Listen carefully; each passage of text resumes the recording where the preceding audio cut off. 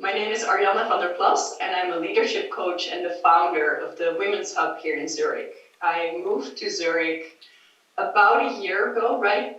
2 weeks before the lockdown in Zurich started.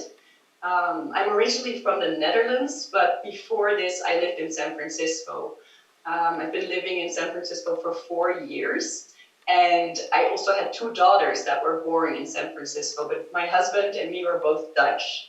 So for us, we really felt that we wanted to end our adventures in San Francisco, even though we loved it, because we really felt the need to be closer to family, to share the joy and the care for our children with our parents.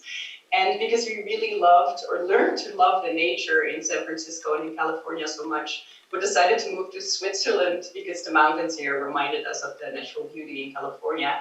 But then, for us, it felt like we were closer to family. So we moved into our apartment in Kilchberg, which is just outside of Zurich, 2 weeks before the lockdown.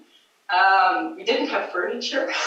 We literally didn't have furniture. We ordered garden furniture. So we spent the first, I would say even 2 months of our life here in the Zurich area, living on our garden furniture, waiting for our actual furniture to come in. And it's kind of a cool metaphor for this experience that we had moving to a new country. And you want to, or at least when I moved to a new country, I want to jump right in and meet people and create a life. And here it was a bit tentative because the lockdown happened and we didn't know what to do. We didn't know how long it was going to be. We didn't know if we could, start making friends or if we should just wait with that because people were very hesitant to meet us. So everything was a bit in limbo. Moving here so close to the pandemic, when the pandemic started. And it also, it was good for us because in a way we needed to calm down. We moved to a new country with a baby that was 2.5 months old. So we needed a bit of a break. So in a way it was good for us to slow down and not start, making new friends right away and settling down, really focusing on our family was good, but it also was very painful because we moved to Europe to be closer to our family, and now, ironically, they'd never been further away because the borders started closing, and this romantic idea that we had is that we could just spontaneously hop on a plane or a train or in the car and spend the weekend with them if we felt like that. That was what we were craving and why we moved to Europe. And all of that wasn't possible anymore. And you're catching me on an interesting day because this very morning, literally half an hour ago, my parents left. My parents decided to come and visit us after we hadn't seen them for 5 months. And they decided to come from the Netherlands to Switzerland, which meant that they had to be in quarantine for a week here, and they had to do all the extra tests and stuff, but we just really felt that we wanted to be together as a family. So they did all that for us, and we're extremely grateful that they did.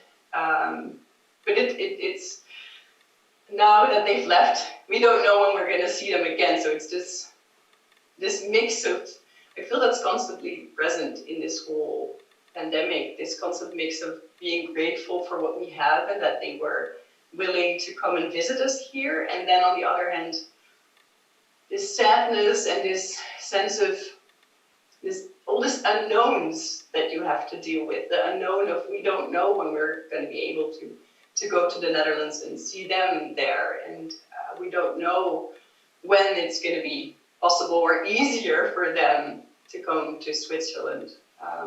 But it also made this time with them here so much more special, like all these little moments. What I see in my mind, I see the weather was really lovely, so we were in the garden a lot, and I have this image of my parents sitting on the garden furniture that's now outside because we have our actual furniture inside. And then, my kids, they're 3 and 1.5, kind of crawling over them and presenting them with books that they had to read for them. Some of these little moments that might seem so normal now are just more special because of, you know what they did to be able to be here, and you know that you really have to cherish every moment because you don't know when we're going to be able to do that again. So that really is present in me now, that sense of connection with them, and then having to let go. Because all of the uncertainties, they literally decided 3 days before they jumped into the car to come here. They made the decision and rushed and got all their groceries for a week in quarantine, and then they jumped into our family life here, and that's been beautiful but also chaotic in a way.